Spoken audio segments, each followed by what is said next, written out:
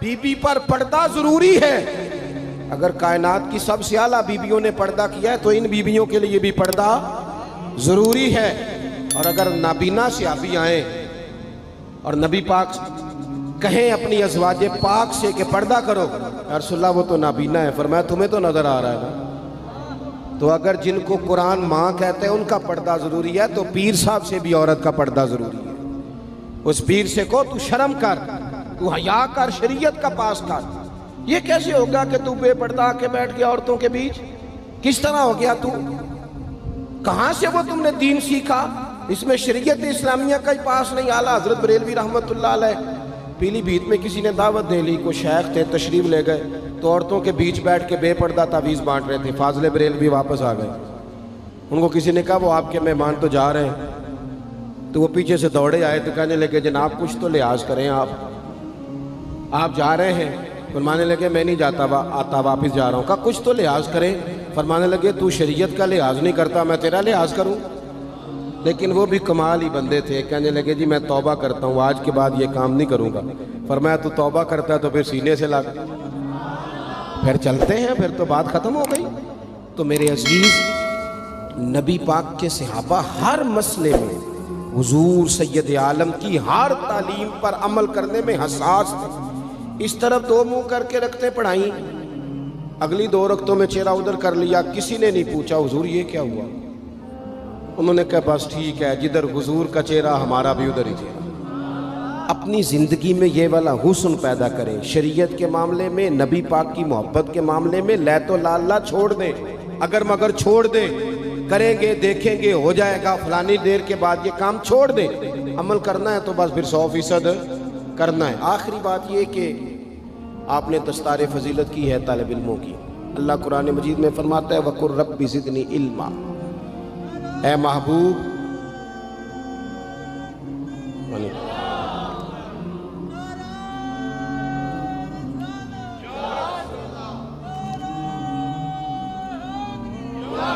ماشاء اللہ کریم نے محبوب پاک علیہ السلام سے کہا کہ اے محبوب آپ میری بارگاہ میں عرض کریں، آپ مجھ سے دعا کریں، کیا؟ رب زدنی علما۔ صرف آیت کا ترجمہ اگر آپ کی سمجھ میں آ جائے، مفہوم میں آئے، رب کہتا ہے محبوب مجھ سے کہیے رب زدنی علما، یا اللہ میرے علم میں اضافہ کر دے۔ یہ کن کی بات ہے؟ وَعَلَّمَكَ مَا لَمْ تَكُنْ تَعْلَمْ۔ رب کہتا ہے جو نہیں پتا تھا سارا حبیب کو سکھا دیا، انہیں اللہ نے غیب کے خزانوں کی کنجیاں دے دی، لیکن پھر بھی کہا مجھ سے آپ عرض کریں یا اللہ میرے علم میں۔ یہ ایک معنی اس کا علماء نے یہ بھی لکھا ہے کہ یہاں تعلیم امت بھی ہے، کہ امت ہر وقت دینی علوم کے لیے کوشش کرتی رہے، بن کے نہ بیٹھ جائیں کہ میں اب پڑھ گیا، ساری زندگی سیکھیں، اور سیکھیں تو بحث کرنے کے لیے نہیں، عمل کرنے کے لیے، بحث کرنے کے لیے نہیں۔ حضور صلی اللہ علیہ وسلم نے فرمایا جس نے دین کا علم اس لیے سیکھا کہ جاہلوں پہ روب جمائے گا، علماء سے بحث کرے گا، اسے تو اللہ جنت کی خوشبو بھی نہیں دے گا۔ دین کا علم سیکھنا ہے تربیت کے لیے، ہم وہ دین سیکھیں گے پھر اس پر عمل کریں گے۔ ہمارے ہاں نا دینی علم سیکھنے کا ذوق نہیں، ذوق نہیں۔ میں الحمدللہ ہم تو اہل تصوف کے غلام ہیں، اور طریقت کے بغیر کیسے ہم سمجھتے ہیں کہ آگے بڑھیں گے؟ قرآن و سنت کا نچوڑ ہی تو ہمارے صوفیاء نے ہمیں دیا ہے، لیکن جو چیزیں اصل ہیں ان پر بھی تو غور کرنے کی ضرورت ہے نا۔ یہاں ایک بزرگ بٹھا دیے جائیں بڑے نیک پارسا، تسبیح دے کے، بڑے اچھے ہیں، بڑے نیک ہیں، پڑھیں ان پڑھ، اور ایک طرف مولانا کو بٹھا دیا جائے کہ آپ مشکات کا درس دیں، تو زیادہ قوم کدھر جاتی ہے؟ تسبیح والے بابا جی کی طرف، کیونکہ وہ جبے کبے میں بیٹھے ہیں۔ لیکن حضور نے ہمیں سوچ کیا دی ہے؟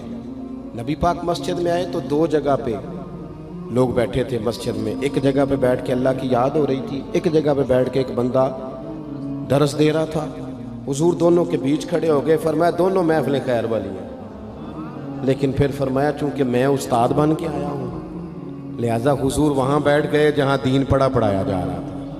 اور میرے بھائی جس طرح تسبیح میں سبحان اللہ پڑھنا ثواب ہے نا، اس طرح وضو کے مسئلے سیکھنا بھی ثواب ہے، غسل کے مسئلے سیکھنے کا بھی ثواب ہے۔ خدا را اس کو بھی سمجھو، اگر آپ طریقت کے وہ بھی ضروری ہیں ضرور پڑھو، وہ بھی چھوڑ دیے لوگوں نے، لیکن صبح جو درس دیا جاتا ہے مسجد میں اسے بھی سنو، اس میں بھی نفع ہے۔ دینی علوم کا مزاج، دینی مدرسوں میں بڑی ترجیحات کی ضرورت ہے، بڑی تبدیلیاں چاہیے۔ میں اکثر دوستوں سے کہتا ہوں کہ مدرسوں سے صرف چندے کا رشتہ نہ رکھیں، مدرسے میں جایا بھی کریں، وہاں آپ غور بھی کریں کہ کھانا کس طرح کا پکتا ہے، طلباء کے آرام کی کیا سہولیات ہیں، جہاں تبدیلی کی حاجت ہے وہاں ہمیں کرنی چاہیے۔ لیکن یہ کہ آج بھی سب سے کم خرچ میں سب سے زیادہ پڑھائی جہاں ہوتی ہے وہ مدارس میں ہوتی ہے، کم سے کم خرچ میں۔ یہاں اپنے دینی مدارس کو مضبوط کریں برائے مہربانی، اور مدارس کے جو طلباء ہیں بالخصوص ان پر ہمارے ہاں عجیب حال ہوتا ہے۔ حدیث پاک سنائی جاتی ہے کہ طالب علموں کے پیروں کے نیچے فرشتے پر بچھاتے ہیں، فرشتوں نے طالب علم کے پیروں کے نیچے پر بچھائے ہوتے ہیں، اور کمیٹی والوں نے اسی طالب علم کے اوپر کھال رکھی ہوتی ہے قربانی کی۔ بھئی آپ تو حدیث سنا رہے تھے کہ اس کے پیروں کے نیچے فرشتوں نے پر بچھائے ہیں، تو آپ نے کیا بچھایا ہے؟ قربانی کی کھال۔ یہ جو صدر صاحب بنے ہوئے ہیں وہ کیوں نہیں اٹھا کے لا سکتے؟ سیکرٹری صاحب کیوں نہیں اٹھا کے لا سکتے؟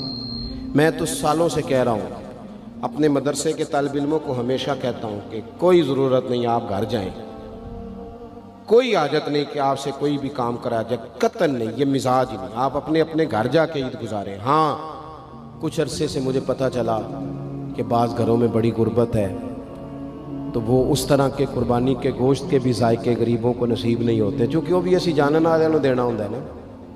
جدھروں مینوں اٹھدا ہے میں انہاں نوں گاں دا کلیا، پھر کسی نے فون کرتا ہے تساں چونکہ کٹھا کیتا ہے تو وہ بھی کلیا جی، وہ بس کر دیں۔ اور پھر ایک اور بات بھی، مہنگائی بڑی زیادہ ہے ملک میں، ہمیں ایک دوسرے کا خیال کرنا چاہیے، لیکن کون رونا رو رہا ہے مہنگائی کا؟ وہ بندہ رو رہا ہے جو ہر تیسرے دن چھوٹا گوشت کھاتا ہے۔ نے اسے دیا ہے تو اس نے نہیں کہا مہنگا میں نے نہیں کھانا، سال کے بعد اسے اللہ نے کہا ایک میرے راہ میں بھی قربان کر، تو کہتا مہنگا ہی بڑا ہے۔ بھئی تو سارا سال کھاتا رہا تب تو نہیں، تو نے کہا مہنگا تھا، اب دینے کی باری آئی ہے۔ تو یہ حکومتیں جتنی ہیں نا کام کر رہی، جو پہلے گزری ہے، یہ آئی ہے، جتنی سیاسی جماعتیں اللہ ماشاءاللہ جو حکومت کر چکی ہیں یا کر رہی ہیں، مجھے تو ان سے کوئی امید نہیں یہ قوم کا کچھ سوچیں گے۔ یہ تو نمبر پلیٹیں بدلتی ہیں، انجن بھی وہی پرانے اور اندر بھی سارا کچھ وہی، ان سے تو کوئی توقع نہیں۔ البتہ ہمیں چاہیے کہ ہم ایک دوسرے کا ہاتھ تھامیں۔ عید پہ 3 دن عید ہے تو ایک جوڑا خرید لیں، ایک جوڑے میں 2 پرانے استعمال کر لیں، لیکن تھوڑا سا کم کریں خرچہ، اور تھوڑا دیکھیں ہماری گلی میں کون غریب بستا ہے۔ اگر ہم ووٹوں والے دن لسٹیں بنا سکتے ہیں نا کہ کدھا ووٹ کتھے ہوئے تو وہ بندہ ایسے لے کتھے ہوئے، وہ اگر چھوڑ کے علاقہ چلا گیا تو وہاں سے جا کے لوگ کھینچ کے لے آتے ہیں کہ نہیں؟ تھوڑا علاقہ چنگا میرے خیال اتنے جی نہیں ہوں، تسی بول دے نہیں نا، ہاں پہنچ جاتے ہیں نا ادھر سے کہ آپ آئیں جناب، وہ کرتے ہو نا، ساری لسٹیں بن جاتی ہیں، پتہ چل جاتا ہے۔ یہ کیوں نہیں پتہ لگتا کہ کیڑے گھر آج روٹی نہیں پکی؟ یہ کیوں پتہ نہیں چلتا کہ فلانا مقروض ہے اسے کوئی جینے نہیں دے رہا؟ مقروض کو تو زکوٰۃ بھی لگتی۔ اگر ووٹوں کی لسٹیں بن جاتی ہیں تو یہ لسٹ نہیں بن سکتی قربانی کس کس نے نہیں کی۔ خدا را ایک دوسرے کا بازو تھامیں۔ ہم تو اس محبوب کے ماننے والے ہیں جنہوں نے کہا کہ جس کا پڑوسی بھوکا سو گیا وہ تو اللہ رسول پہ ایمان ہی نہیں لایا۔ یہ کیسی بات ہے کہ ہم لوگ کھل کے کھائیں اور دائیں بائیں ہمارا خیال ہی نہ جائے؟ تو 3 باتیں عرض کی ہیں۔ سب سے پہلے تو نبی پاک سے ہمارا احساس والا رشتہ ہے، شریعت پر فوراً عمل کرنا چاہیے، ہمیں اپنے آپ کو پوری کوشش میں لانا چاہیے۔ دوسری بات، دینی علوم کی رغبت کریں، مسائل کو سیکھیں، ان پر عمل کریں، پوچھیں جس بات کا نہیں پتہ۔